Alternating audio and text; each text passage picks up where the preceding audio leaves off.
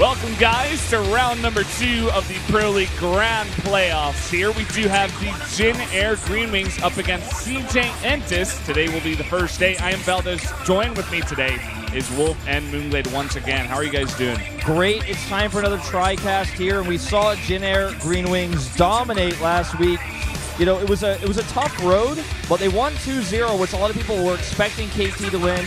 And now CJ Entis has a tough lineup to go against today, but we'll see if they can actually pull it out. Yeah, this could really go the distance. Looking at just the matches we have firsthand for this first day in the playoffs, I feel like this could go, to Game 7. It could go into the ace match.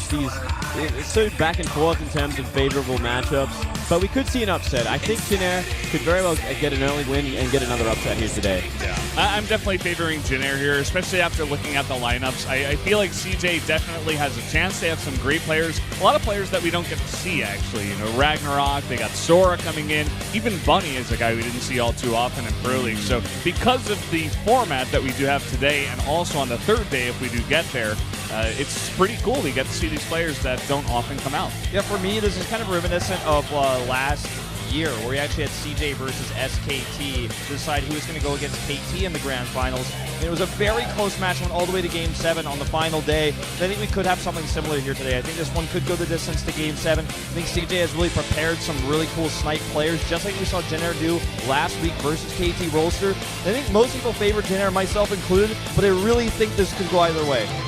I feel like just looking at the lineups here today as well, especially for CJ, they got 3 good players, 3 players that are kind of guaranteed points, and that's like going to be Byung, Biel, and Hero. But then they're going to need that 4th one. They're going to need someone else to step up, and I feel like every time it's going to be an upset. Like, they're going to have to upset an opponent to get the win. Yeah, I mean, we've seen it happen before. It even happened just when Jin Air was playing KT. We saw someone like Pig Baby come in and upset TY, a guy who never dies to all-ins from Protoss, and I think the map was also Iron Fortress. So I feel like anything could happen, as Wolf said. Obviously, some snipe players coming out here. Both these teams have definitely prepared very well. Yeah, I have to agree. The snipe potential here is really, I think, on CJ's side. They're the ones who are bringing the unusual players. And we do have Symbol coming out for Jin Air Green Wings, but I feel like it's more of a filler, kind of required player. He's the lamb to the slaughter, man. He's against Hero on Terraform. He's going down. But besides that, I mean, we can look at it now. I feel like there are a couple of mismatches. You look at Ragnarok. That guy, we haven't seen him all year. Sora, we haven't seen him all year. CJ's forced to use these players. They can't just sit there and use the 4 plays they've been using all year long. They have to bring out some extra ones, and it's kind of, I don't know, like they could be snipers or they could just be like trying their best, but they just haven't found traction this year. But if you just look at these lineups, for example, if you look at CJ, it's clear they filled in some holes here. They have to have really good snipe builds prepared. These have been announced since Friday, so they've had quite a few days to prepare. It's during Chuseok as well, so we'll see actually if these players come with really sick strategies. But something that's really important to know is what you said is that the all-kill format is really strong for CJ Entis because they have these great players like Hero and Biel, but those two in particular, a win today would really give them a great start going into that all-kill format, but a loss could mean tough times, going into the future. Yeah, and I mean, looking at from the Jin Air's perspective as well, they've got such a powerful lineup. I'm actually a huge fan of where they are with Rogue, Cure, SOS, Trap, and Maru. The only real weak link is Symbol, and he's there to take the hit for against Zero. Essentially, and that's actually a great matchup. They didn't send someone out like Rogue or even someone like SOS to go up against Hero, which is one of your heavy hitters. At least SOS, he's heading up against Biel, but I feel like he's also got somewhat of a chance against Biel. But especially when I look at that Bunny versus Rogue matchup, it could have been Hero versus Rogue, and you never know which way that's going to go. You definitely want that free win for Rogue. More so. Just looking at the regular season ranks, you can see these two teams are pretty similar to each other. A much more impressive start for CJ, a solid finish. Jin Air having one of the weakest finishes in round 4, but they proved already last week that their round 4 results are not indicative of how they're doing right now. KT certainly showed that was relevant for them, though. They had a really bad half of the last year, and they paid for it in the playoffs. They came in there looking horrible, especially in that day 1. But, moving on from that, it should be a pretty close match today at the end of all things. Yeah, I mean, even looking at some stats here, regular season, only 2 extra wins there for CJ Entis, but a little bit of extra wins going to Jin Air and some of those other categories. So definitely 2 evenly matched teams here. And you can see the player records against the specific teams. And the ones that really stand out, I guess, is that SOS is doing pretty well. Hero, you know, and Biel up at the top, but they're only 10-9 and 5-4 against Jenner. That's kind of surprisingly close as well, like how evenly matched these teams are when it comes to trading wins. Here's some of our map stats here. You can see that the best ones are highlighted in yellow for these two teams. I think the most specifically important one is that Jenner Green Wings is 11-5 on Echo. So really solid wins there. It looks like mostly Hero at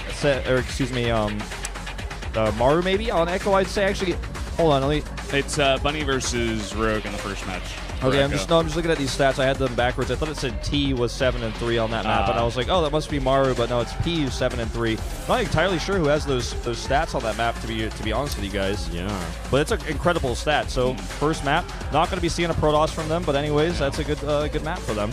Well, going into the viewpoints here, Jenner has a winning record in the postseason of 2015. CJ won 4-3 in the second round to become the champions over Jenner, and both need the backup of the players that I didn't catch it, but I assume they're talking about how, you know, they have certain very strong players, and then the backup kind of beeline, they really need to step up for both these teams. It's a weak lineup for CJ especially. We saw it all year long. It was it was the show of Hero and Biel, and if those guys can get the wins, they don't win. Absolutely. And that's actually what we saw was actually what happened in that finals versus Jenner as well with CJ. You know, Biel kind of carried them through that and was able to take out Maru with a cool Spire build, rushing it on Bonnie Research Station, or rather King Sejong Station, I think it even was back then, when that was still in the pool. And that's why they're so strong in the all-kill format, because they have these two players that get so many kills. When you go into this format, though, they have to pull in these other players and these best of ones, and if they don't perform, things get out of hand very quickly. And I think it's one of the reasons why most people favor Jenner's deeper lineup overall today. Yeah, and even in that all-kill format, I mean, people like Maru, you look at Rogue even, definitely can get multiple kills, but then we just had SOS get 4 in a row against a decently stacked KT Rolster lineup. So even when you go there, you can't really give CJ that big of an edge, because Jenner has also got some great all-kill players as well. Yeah. Look at the crowd today as well. It's pretty incredible, especially considering that today is still the last day of essentially what's the biggest holiday in Korea, and there's still a ton of people here. Yep, for sure, but it looks like we are going to jump into this coach's interview here. We'll get that translated for you guys right away. 자, 먼저 박용훈 감독님께 궁금한 사항 물어보겠습니다. 최근 CJ2의 선수들이 스타리그와 GSL 다양한 곳에서 굉장히 좋은 모습을 보여주고 있는데 그 선수들의 그 좋은 기세들이 다른 선수들에게 CJ players are doing very well in individual leagues and Pro League. 영감을 주고 있고요. Are they affecting the other players on their team? They're sharing the strategies with their teammates. 옆에 선수들이 많이 보고 저렇게 하면 And their teammates are very happy for them because they're performing very well in individual leagues specifically. And the atmosphere in the team houses is pretty good. 속에 있다는 생각이 좀 들거든요. 개인 리그와 프로 리그를 다 동시에 섞어낼 수 있는 이런 흐름을 타고 있지 않은가라는 생각이 들고 있는데, 오늘 진에어 선수 중에 가장 경계에 대한 선수가 있다면 어떤 선수로 보십니까? Who's the scariest player on Jenner for you guys?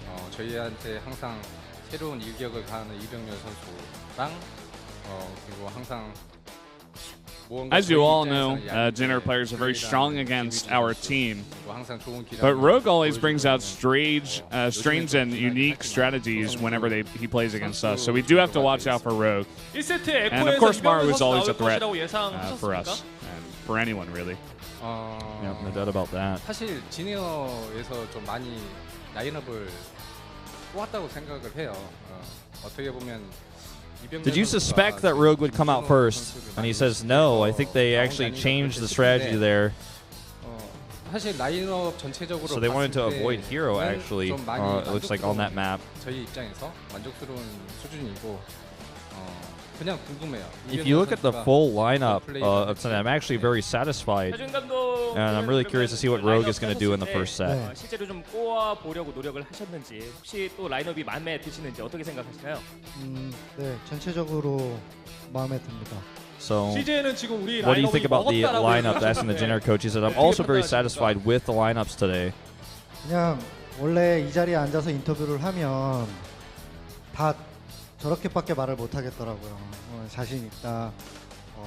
엔트리 예상이 When coaches do these kind of interviews, it's always really hard to be 100% honest. 개의치는 않고요. You have to be very confident, 개의치는 않습니다. and you have to motivate your players in the interview. 자신감이 넘쳐 보이시는 것 같은데. So it's very hard to be 100% honest. I'm like, don't say that though. Then your players are like, he's lying. Yeah, he's even lying this whole time. 벤치를 봤는데 차재훈 감독이 얼굴을 감싸고 있었어요. 뭔가 So 굉장히 talking about now where SOS's reverse all kill last week on day 2. How are you feeling? 진짜 좋았어요. I was really happy about that. KT가 워낙 멤버가 너무 좋아서 사실 3차전 KT has very strong players in their roster. 밀리고 있어서 3차전 이제 엔트리랑 그다음에 그런 것들 고민하고 있었는데 I started to prepare for the third match because we were losing actually in the second day. So he's already thinking about day 3. But we were actually really happy we got another day off, and SOS just put on a show. 조성호, 김유진까지 그 프로토스의 활약을 어떻게 보셨습니까? 평가를 하신다면요. 뭐 끝까지 방심. So lastly, can you tell us about the performance of the Protoss players in Jin Air? 이끌더라도 저희가 2차전에 I just got to realize once again that Jinair is a very strong team, 해야 되는 좋은 교훈을 주지 않았나. and we're going to have to watch out for their Protoss players. 지난 시즌에도 저희가 1차전을 이기고 2차전에서 좀 쉽게 Last year we won in the first day, and we lost in the second, and also the third. So we're going to try take revenge in our last postseason. But I think our players are more focused and better prepared, and we're more motivated to become the champions. And I think we're going to be able to show a great match today. 매진했을 양 팀의 선수들 그리고 감독님들께도 다시 한번 감사하다는 말씀을 드리겠고요. 오늘 멋진 경기 부탁드리겠습니다. 감사합니다. 감사합니다. Thank you. That's going to be it for the coaches interview. Interesting words there, especially from the Jin-Air coach. He's very honest today. Yeah, where kind he's of like, weird to be honest. Yeah. I'm like, why would you even say this? Like, are you trying to? He's like, I wish I could speak my mind and tell about which players are not playing crap well and my stuff. team is Yeah, right now. Like, I'm like, damn, dude. but I won't because this is a coaches interview. And they can hear me. Well, I mean, I feel like the most important thing to note, which wasn't really discussed in this interview, is that these coaches are actually insanely close friends. I actually see them hanging out in the studio together quite a lot when they play against each other in round robin, and also, of course, today in postseason they were hanging out before the match as well. Here's going to be our first CJ player, Bunny. He's only played 3 times this year in Pro League. Yeah, it says a lot about the player. I mean, every time we've seen him play, he's kind of just a cheesy Terran player. We saw that in Mario when he first started out in Prime. He's gone along that same sort of path. He does like a lot of proxies, especially proxy Reapers. Yeah, I mean, he does that very often. I feel like he's got the potential in the same sense. You know, we've seen him have some pretty fantastic games. I think last season is when I was thinking about him. But, you know, this season, as you said, Wolf, haven't seen him much. And he is going up against Rogue here. Yeah, Rogue, one of our most winning Zerg players at 17-7 this season. A very scary opponent. And, you know, as the coach was saying earlier, as Coach Park was saying, he's really curious to see what he's going to do because Rogue usually plays pretty unique in these important matches. Yeah, it's going to be interesting. I feel like he doesn't have to bring out too much against someone like Bunny if it's a straight-up game there. Bunny, much less experience, much less skilled in general.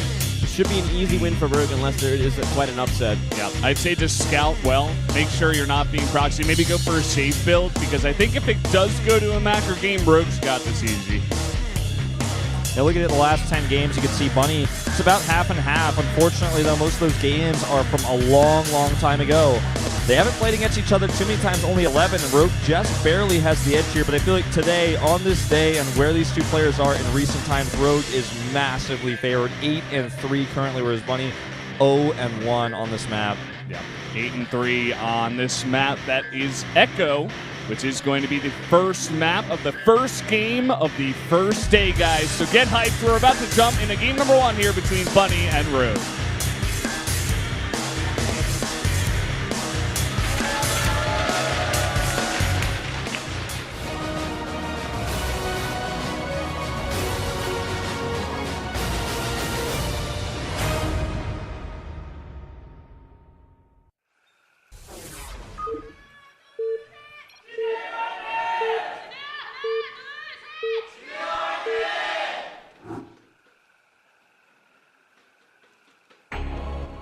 down here in the bottom right, in the yellow, the Terran player from CJ Entus, it is Bunny.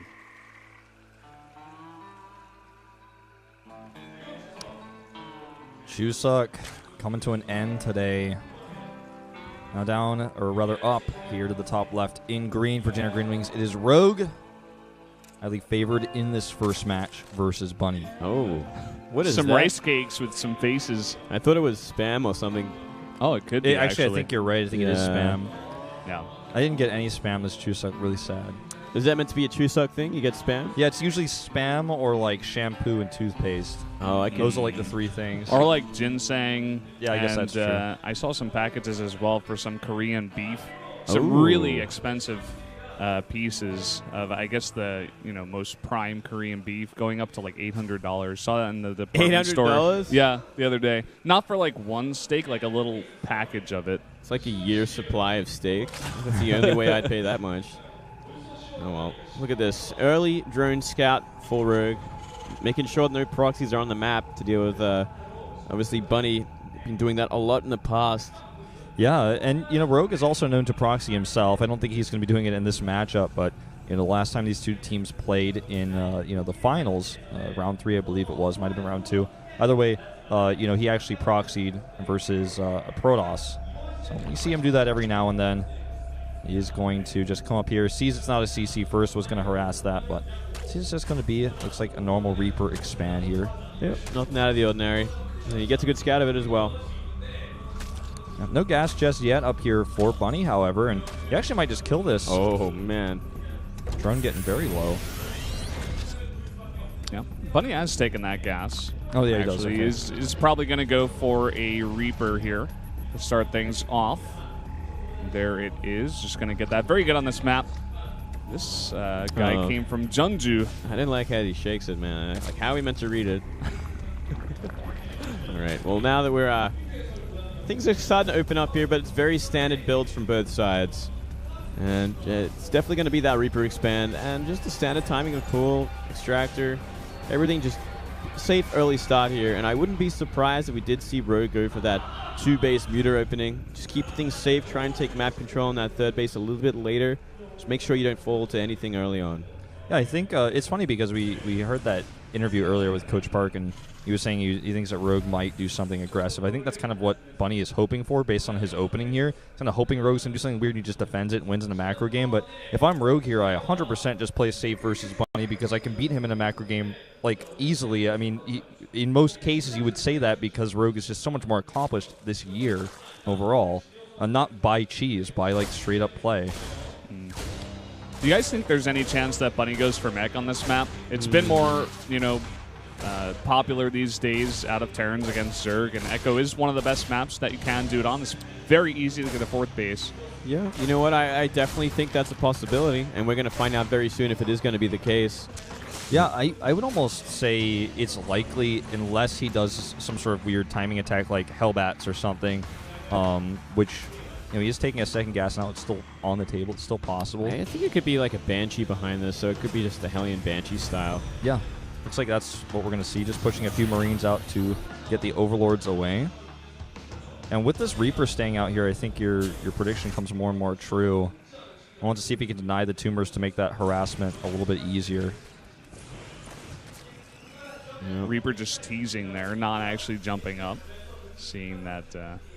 probably knowing that the Lings would be there, so Yeah. gonna go for it. The Lings aren't anywhere else. The Queens are guarding the front. Good chance. They're waiting to deny this Reaper, but you don't really have to scout too much more at this point. You're trying to figure out exactly if there is going to be like a roach timing or something behind it.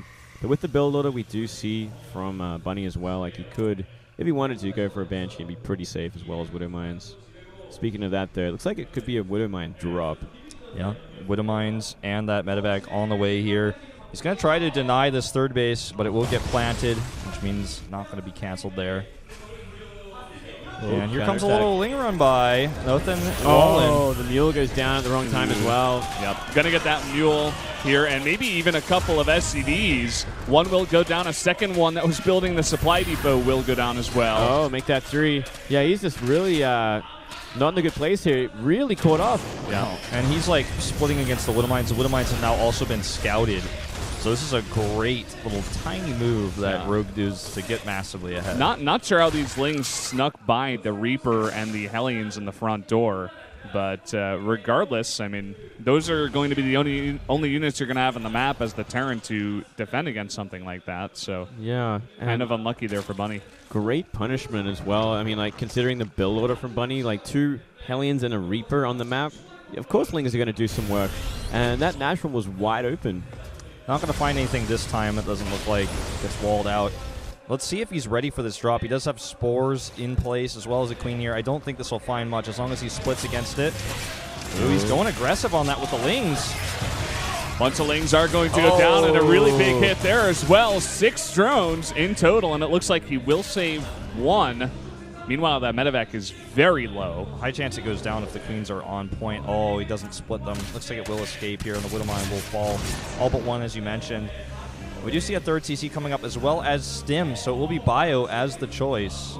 Well, see how I can do with this. That Widowmine drop wasn't too bad, and he's got, you know, an ability to use another one. Looks like I think there might be another one coming across the map. There we go now, getting picked up. So I do like this momentum Bunny is building. If he can get some big drone hits this time around, he could follow up with a pretty strong timing attack. And he's really hoping for that. He is getting 2 E-bays though, so if that sort of attack doesn't work out, he's definitely got a late game plan as well. And you know, the 1-1 upgrades are already on the way for Rogue, so something else to keep in mind. Okay, he's coming in here now with 4 Widowmines in this drop. Well, we'll see what damage this can get done. A Spore is about to finish at the same time, so he will have that detection. Looks like he's going to drop 1 here and actually does not get focused down. And it gets a hit on a lot of Lings there.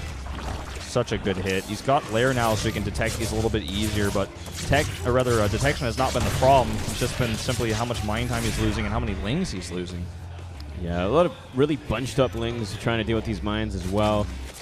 And, well, this medivac's pretty low. 40 HP, it could get targeted down by Queens, but doesn't know where it is. Gonna try to drop a couple in here. Bunny's been very sneaky with these drops. He doesn't just drop every single Widowmine every time. Oh, killed the boy. medivac. Oh, that never happened. That's awesome. He should have probably just canceled that second one and tried to escape with it. But looks like he was multitasking that Widowmine at the same time. But still keeping it pretty close in workers. He's going to go for another drop. This has kind of been the way Bunny's been playing in his recent Pro League matches. He dismantled SOS, actually, with the same sort of style. But look at this. You know, there's 2 Hellions, 3 Marines here to defend against this many Lings. The Hellion gets surrounded. The 3rd base is going to be denied for so long. We got a bunch more Widowmines coming down here as well, but it was a very good pull this time. There's one more that's still active. Oh, really nice split there at the last second to save him. He's losing too many medevacs for this, I feel. You know, it's starting to be very expensive. He has not a single medevac on the map, so how can he pressure? He still hasn't even dealt with the creep that's at his 3rd base because that Ling run by that Moonblade was talking about. Yeah, and, you know, all his production is going into mines and medivacs here. He's not actually making a decent-sized army, which is why he can get bullied by Zerglings at this point in the game at nearly 12 minutes. Yeah, he has, right at that moment when he made that point, he had 9 Marines on the map. That's all he has. Widowmine's here and try to save him. Looks like they will for now, taking a bit of friendly fire. Actually did a lot of damage. These Lings are just doing way too much damage for only Lings with speed. They do have 1-1, so I think Rogue has identified that little opportunity to go in and try to take a small skirmish there. And every single time he does this, he gets further and further ahead. Only now is the 3rd base for Bunny coming down. His upgrades are behind. Rogue's got a fantastic economy on 4 bases now. Yeah. 4 bases and a macro hatch for more and more Lings. Great creep spread as well, surrounding everywhere. You see that 4 Widowmine drop, attempting to actually hit full energy Queen's not going to do much. Yeah, we saw some really good transfuses earlier when he tried to do something similar at the natural. This could be, well, he doesn't micro that medevac because he's worried about this Ling run by over here. He has nothing to defend at this moment in time. There was this tiny little move out. I don't know if you could consider those 5 Marines moving across the map and move out, but let's see if he pulls again. He does. Just on point with the defense while he's harassing and killing so many Marines even now. Yeah, this is getting out of hand. Bunny showing a lot of inexperience of how to deal with a powerful macro Zerg. Gets a big hit there, but it just doesn't matter at this point. It's 4 bases to 3, and the 3rd base is constantly under harass for Bunny. Yeah, it's basically like 2.5 bases because he's losing so much mine time and SCVs constantly. Only now is Bunny going to actually get some, actually just sit down here and get some time to actually focus on getting that 3rd base up here. Some decent Baneling hits, actually, that we're going to try to go for a run by. clean up some of these overlords. Maybe go for another drop here. Small victory, and Rogue will have to replace those, but this is looking like a very solid game for Rogue. Look at how much gas he's got banked to make Meatless when he's ready. He's got +1 on the way. This drop is just going to run into nothing, it looks like. I mean, or rather, like, run into a wall. I mean, he's not going to find anything with it because there's already Lings here, a Spore Crawler, Queens. Like, he cannot lose his medevacs. They're so expensive and hard to replace. He's committing too much to drops, almost, I want to say. Yeah. It's kind of been Bunny's style, as you were saying before. This is really what he likes to do. With Widowmines, he's shown some good Marine drops as well in the past. Against Protoss, I think it was. But it's not really working out here against Rogue, for sure. Yeah, he's trying to deny the creep so he can make an army and go for a push across the map. And with 2-2, that might be his window to do so. We're seeing him move out with a big army now. By the way, there's no combat shields on these Marines. It's been missing for a very long time. The Observer's been trying to point that out here. I just realized that as you point that out. That's going to be a big issue against the Ling Bane that's on the way now. A lot of the supply for Bunny is up in supply. A lot of it is in workers. He has 73 SCVs, so this army isn't as strong as it looks. It's only about 10 army supply up right now versus this Zerg. 17 Banes on the way. They need to come out fast. Let's see if we can get some good hits here. I think he just might still be some creep spread around this fourth base. Look at that. Even with the splits, it's just not. That is ridiculous. Enough. It was like a pretty good split at that, but he just doesn't have enough stuff to split after all. Now these Widowmines are going to get cleaned up for hits on 1 or 2 Lings. It's never what you wanted. We got a huge Baneling run by into the third. Man. He's going to try to split it, but there's nothing here to defend. Messy situation once again. Constantly taking damage from all these run-bys, and now his main attack just got completely deflected by a small amount of Rogue's army just running into him. Rogue is dealing with these Widowmines so well. Oh man, combat shield's so late. He's got concussive shells queued. He got drilling claws before he got combat shields. Man, well, that shows inexperience, and he just never gets enough time in the booth because he's always shadowed by these bigger players. So we're seeing a lot of inexperience in this game. Fumbling to nerves. Not even as good as what we have seen from Bunny in the past. Just focusing a bit too much on this harass, I personally feel. If you guys remember in the first game of KT versus Jenner, we saw a lot of nerves. The first day, I should say, out of a lot of those players. So wouldn't be surprised if, Rogue, even himself, is a bit nervous coming into this one. He doesn't look nervous, but he's gotten so far ahead, it's like, how can you be nervous at this point? Yeah, he's looking like a god at this point. Look at that, even attacking the supply depot with those Marines, so he couldn't stop the mutas at least a little bit. The eBay is being gooped here as well, so he can't even get his +3 as quickly as he wants to. Excellent maneuvering here with the Mutalist. Every time he gets caught where he can't retreat, he's like, well, I guess I'll just kill the refinery to try to get out. He's like, I guess if you want me to do more damage, I will. Like, yeah, he's playing with his food at this point. Ooh. He's so far ahead. He really has the entire map to play with. He has such an economic advantage, army-wise, supply-wise. He's just looking for a way to end it. Yeah, that CC is a pipe dream. That's not happening. It was a scary moment with some Widowmines on the left side of the map. Doesn't look like they connect, and even if they did, it would be just versus a small group of Lings. It's not going to be a game changer. He's got 28 mutas on the map. There's finally a Thor. That's going to be helpful here, and 3-3 is getting closer. See a bunch of spines being put up to help defend drops as well. Yeah, 3-3. Certainly going to change the game once again, and oh man, some big Widowmine hits there. Not enough to wipe out the flock there, but yeah, 3-3 is going to certainly give Bunny a breath of fresh air if he wants to try and get back into this, but he's got to secure that fourth base as well. He's really struggling to defend his bases, right? Like, we're watching Bio. Oh, man, he cannot lose these.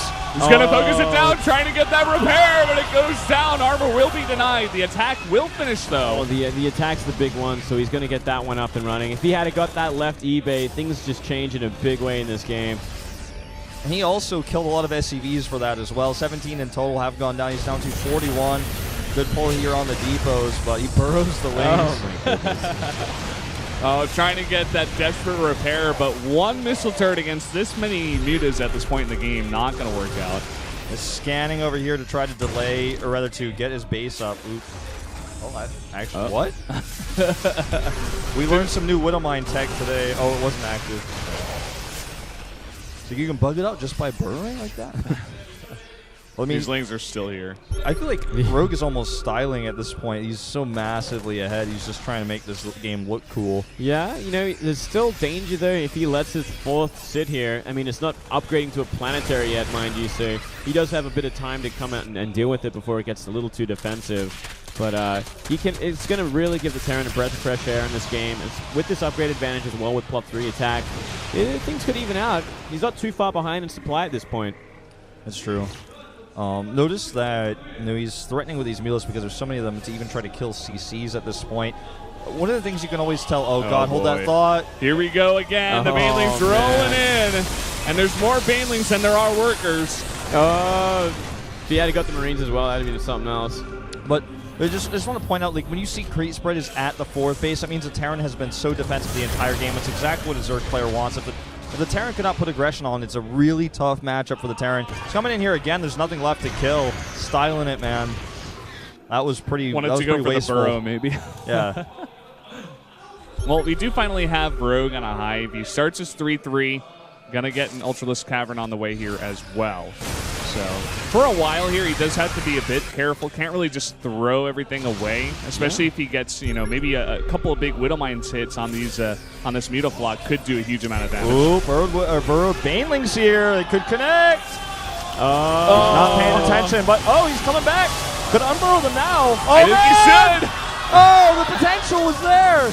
But don't forget, like Moonvid's been saying, this game is not over yet, and Bunny is trying to fight his way back onto this creep. He's splitting pretty well. He's got a scary army at this point. A lot of good Widowmine hits as well. Oh, huge Widowmine hit. There's so much bio left over sitting outside of this 5th base.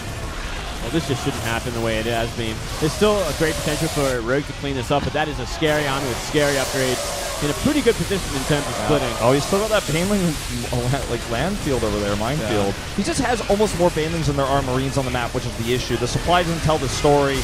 Oh, big hits there. There's not enough splitting from Bunny at this point, and he's deep on creep.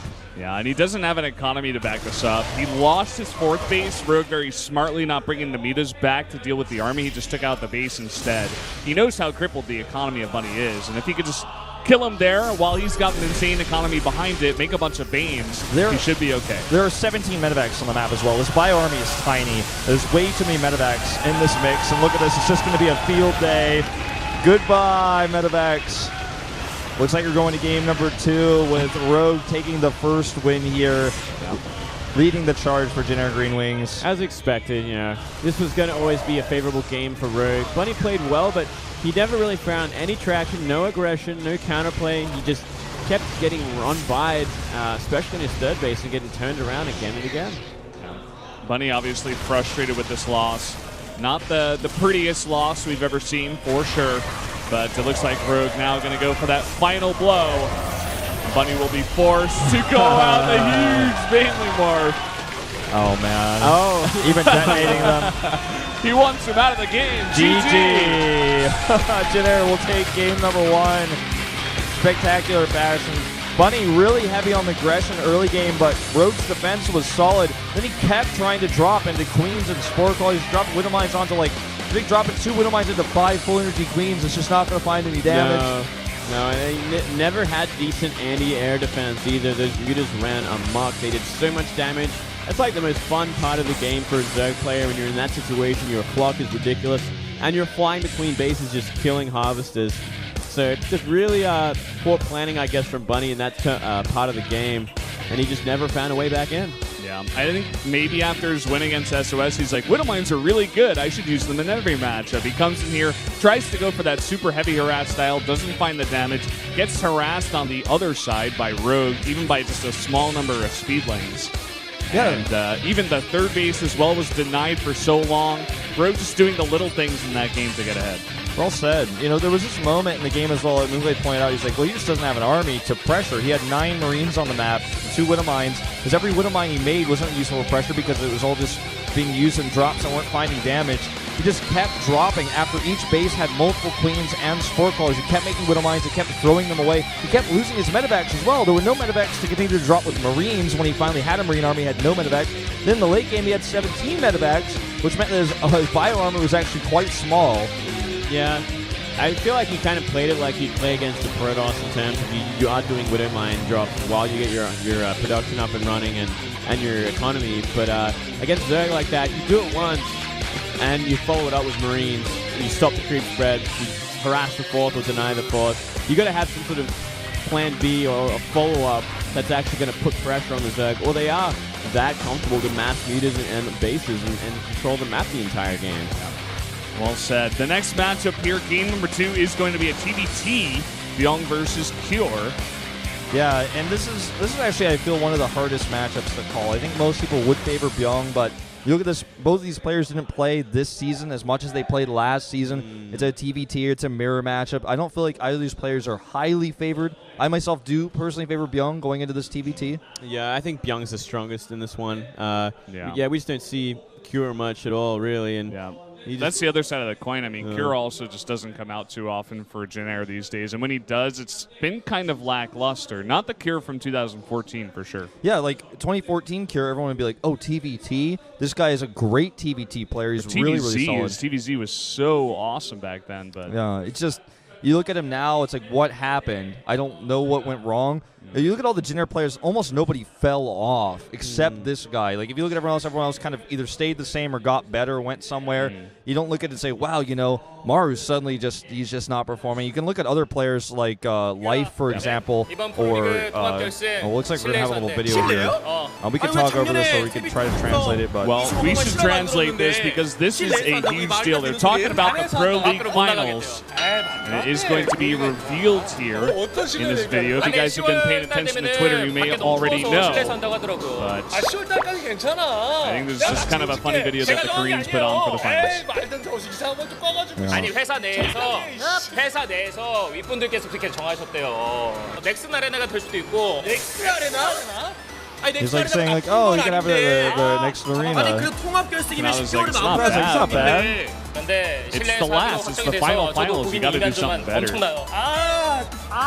프로리그를 사랑해주신 모든 팬들에게 정말 실망만 안기는 것 같아서. 현경아, 얘기 들었어? 프로리그 통합 결승 실내에서 한대. 결승전에? 그래. Young joins the fray. Yeah, like, what are you guys talking about? Like, well, we're gonna have the finals. 여기? If we do it here, it's fine. It's like, here? Where's here? Oh, look, it's the garden stage at Lotte World. Huge deal. This is a huge venue. A ton of really famous performers have actually, performed on this stage. It's the Disney World of Korea. It's like the sickest finals venue we've had for StarCraft 2, possibly like to date. Yeah, I mean, we had it on the Han River last time on that awesome outdoor stage, but this time it's going to be at the garden stage. I'm so excited for that one. Yeah, that's going to be a lot of fun. I've never been to Lotte World, despite being out here 2 years. But yeah, same. I've never been, actually. It's meant to be the place Come to on, be. guys. Yeah, we've been screwing up, man.